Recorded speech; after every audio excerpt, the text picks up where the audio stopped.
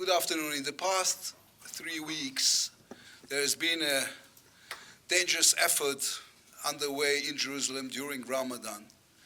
Terrorist organizations have been trying to hijack the Al-Aqsa Mosque in order to create an outbreak of violence in Jerusalem, and from there, a violent conflict across the country.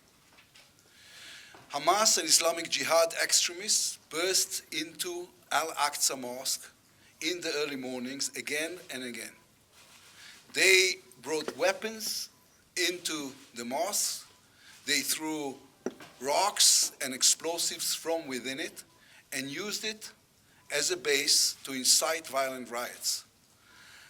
I am not a Muslim, but I know enough about Islam to tell you this is not how you act in a holy place. They've done this to create a provocation, to force the Israeli police to enter the mosque and remove them. They've sacrificed their own religion for a viral video. The only reason the police have twice entered the mosque in recent weeks to remove them is because at the same time, tens of thousands of Muslim worshippers began arriving at the Temple Mount. It is not Israel that endangered worshippers. It is the terrorist organizations who endangered them. If we had not removed these rioters, there would have been a disaster. If you do not remove the rioters immediately at the start, it leads to much greater violence later. The moment the rioters were removed, the police left and ensured prayers could take place in peace. Alongside the violence, we have had to deal with an unbelievable amount of fake news and altered videos which have gone viral. Unfortunately, some of these has also found its way into mainstream media. I want to clarify. Israel is committed to the status quo on the Temple Mount. Muslims pray on the Temple Mount, non-Muslims only visit. There is no change, there will be no change. We have no plans to divide the Temple Mount between religions. We call on Muslim moderates, on Muslim states to act against these fake news and to work together with us to ensure our common interest, preservation of the status quo and calming the situation. We have to put things into proportion.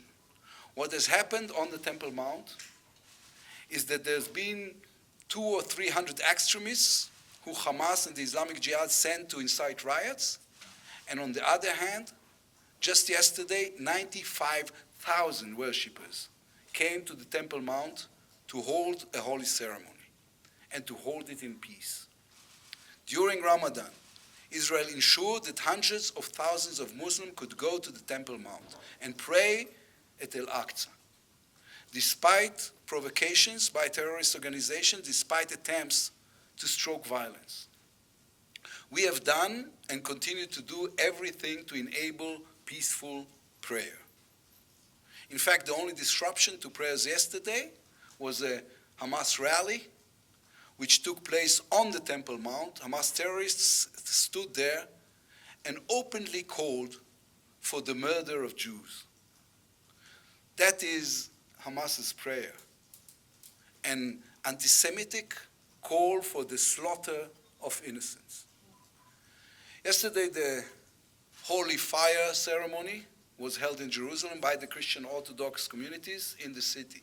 Thankfully, it took place quietly and in an organized fashion.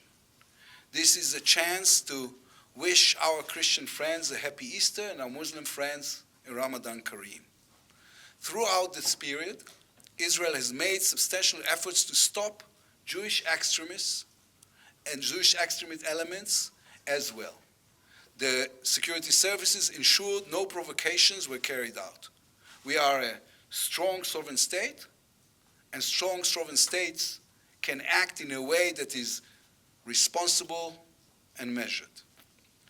One last issue, Israel will not accept rocket fire from Gaza, period. We have a zero tolerance policy for attacks on our territory. Because of such rocket fire, we took the decision not to enable workers from Gaza to enter Israel today. In Gaza, like in Jerusalem, Hamas is primarily abusing its own people. Before Ramadan, we announced that if this period would pass quietly, we would double the number of work permits from Gaza to 20,000. That is 20,000 workers who would be able to work daily in Israel and support their families. In light of recent events, unfortunately, we will have to examine this decision carefully. You know, when festivals of the three religions coincide, it should be a cause for joy. We should be able to celebrate together, respect one another, enjoy one another's traditions and cultures. That is the true spirit of Jerusalem, and I believe that is what the majority want, and that is what the silent majority does. Thank you.